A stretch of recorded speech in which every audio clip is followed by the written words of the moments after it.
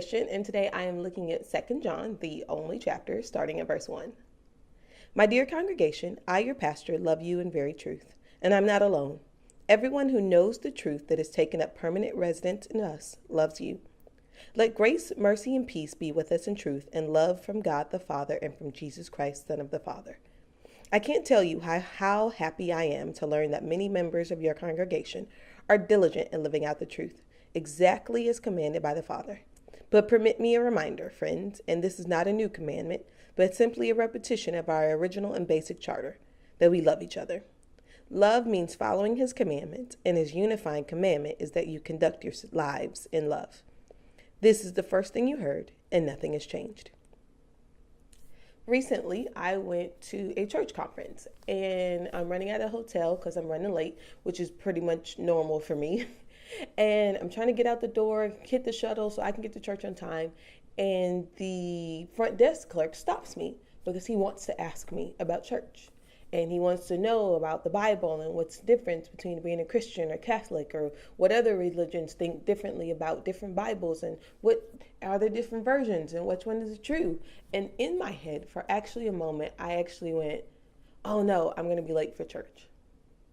Because in that moment, it was more important for me to get to the things of God than love the person that was standing in front of me that wanted to know about God. I know I'm not the only person that's ever done this, where just in your own life, you are all about doing the things that God has called you to. You're raising kids, you're living life, you're going to your job, you've got all these things coming up. But then in that moment, you kind of forget what it's really about. I think that's where John is. That's what was going through John's head when he gets ready to talk to the people, his congregation. He's into going, hey, I'm your pastor. And let me start by saying, awesome job. I'm really proud of you guys. You have put your best foot forward. You're going after God. Here's a reminder, though. Above all else, first love. It's a commandment that we love one another in a unifying love. The amazing thing to me is in this verse, he doesn't say who we are to love. So it's not that we are to love the body of Christ or we're supposed to love the people that God has called us to. He says love each other, period. Because a lot of times love is inconvenient. Love is going after that person that hurt you. Love is conceding in an argument when you know for sure that you were right. Love is even harder when that person is doing everything in their power not to be lovable. The boss that just makes everyone's life a living hell at work. Your family member that feels like you all abandoned or hurt them, so now they're going to do the exact same thing to you. They're making your life miserable on purpose. And those are the ones that God says, you're supposed to love them. That's a lot easier said than done. I mean, it's super easy to love like your neighbor that's super nice that you want to get to come to church with you. That's awesome.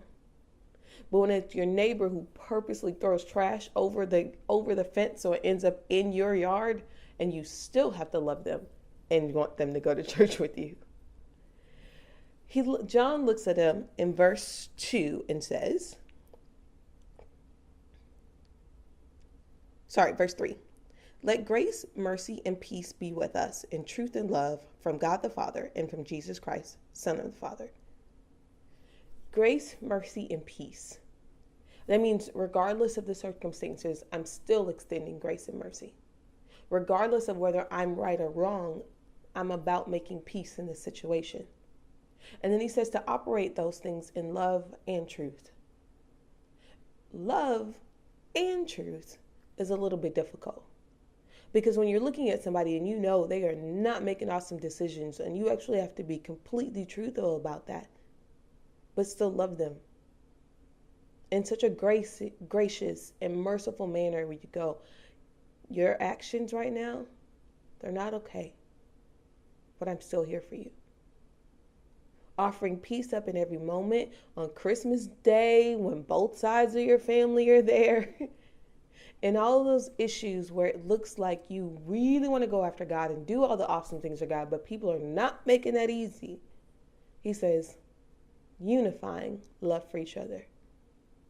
Because in the midst of situations where we might have different political ideas, or we might have different ideas of what one verse says in the Bible, or maybe our families don't get along with each other. When we are operating in a place of love, that unifies all of those differences. And that allows God to be glorified in our life, even when it's inconvenient. Love you.